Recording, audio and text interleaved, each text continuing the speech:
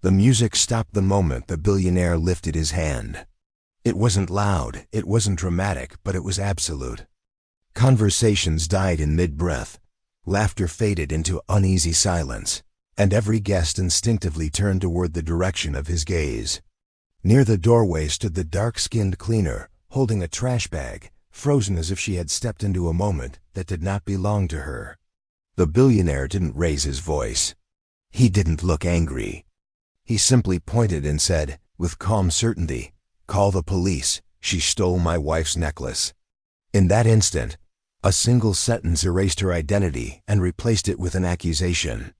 No one asked what happened. No one demanded evidence. No one wondered how a woman who cleaned floors could move unnoticed through rooms guarded by wealth and cameras. The assumption was immediate and unanimous. Before we go any further, let me ask you something. Who are you watching this story with right now? Where are you watching from? What city? What country? Write it in the comments, because I truly read them. And if stories about real life, injustice, and uncomfortable truth matter to you, subscribe to the channel and press like right now, because this story is not easy to forget. The cleaner's name was Aisha, and she had learned long before this night that silence often protected her better than explanations. She worked nights because nights asked fewer questions. She cleaned after people who never noticed her, never learned her name, never imagined she had a life beyond the uniform. Earlier that evening, she had been warned by a supervisor to stay invisible, to keep her eyes down, to touch nothing that wasn't trash, to remember that mistakes were unforgivable in houses like this. The gala filled the mansion with speeches about generosity, charity, and moral responsibility, but none of those words were meant for someone like her. Her job was to erase evidence of excess, not to be part of it. When the necklace disappeared, the accusation didn't feel shocking to her. It felt inevitable. In places ruled by power and money, blame always searched for the weakest shape it could find.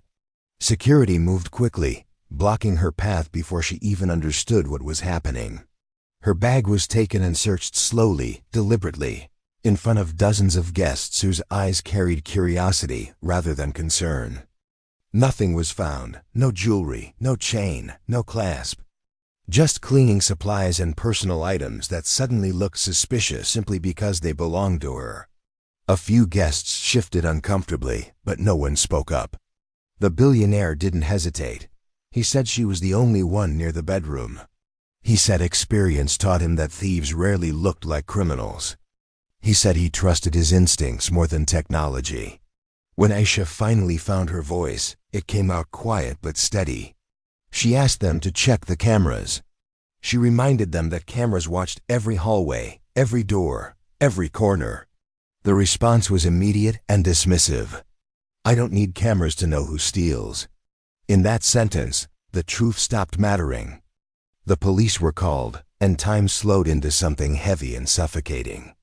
Aisha stood there, aware of every second stretching toward consequences she couldn't afford. She thought about her child waiting at home, about how a single accusation could turn into a record, how a record could erase job prospects, housing, dignity. She watched the guests return to whispered conversations, already distancing themselves from her as if guilt were contagious. Among them stood the billionaire's son, watching without speaking. He noticed the tension his father tried to hide, the stillness of his mother, the way her hands clenched and relaxed as if rehearsing control. He noticed something else too, the quiet blinking of security cameras that no one acknowledged anymore. Cameras that recorded without bias, without assumptions, without fear.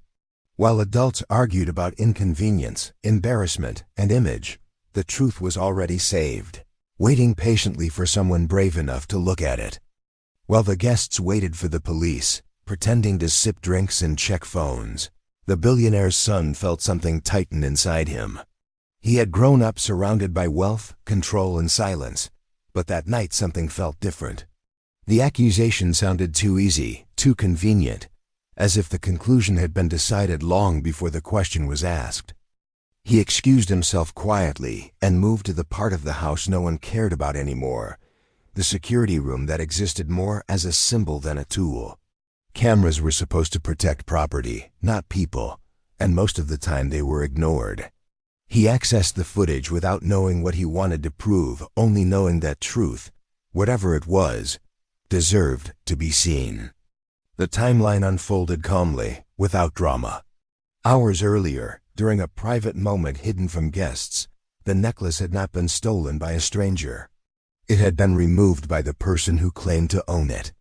There was no rush, no panic, no shadowy figure sneaking through hallways. Just a deliberate action, followed by careful concealment.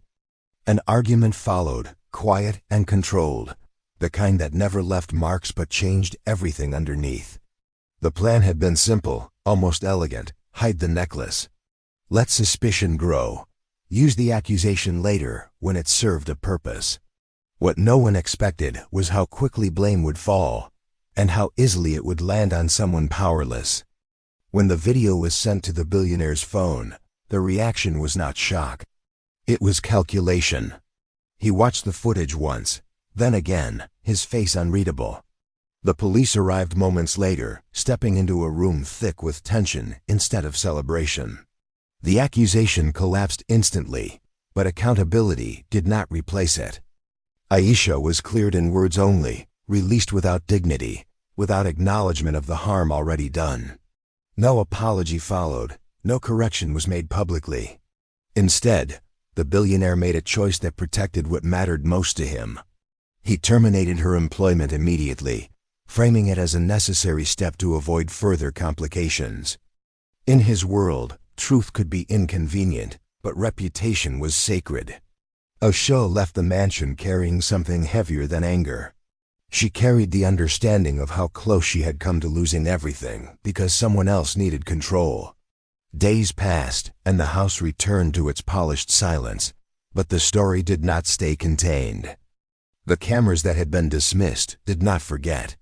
The footage appeared online without explanation, spreading through social media faster than damage control could follow.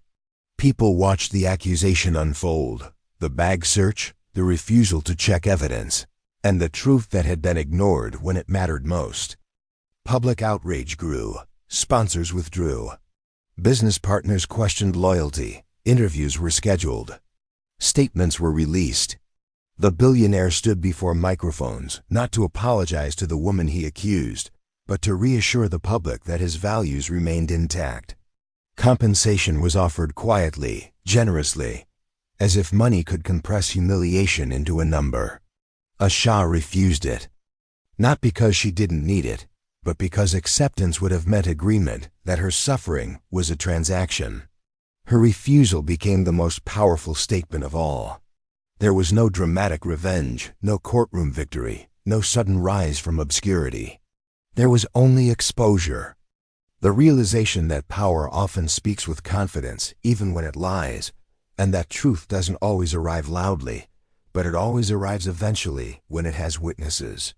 If this story made you feel anger, discomfort, or recognition, support the channel by subscribing and liking this video. Your support helps these stories reach people who need to hear them, because sometimes awareness is the only justice that ever comes.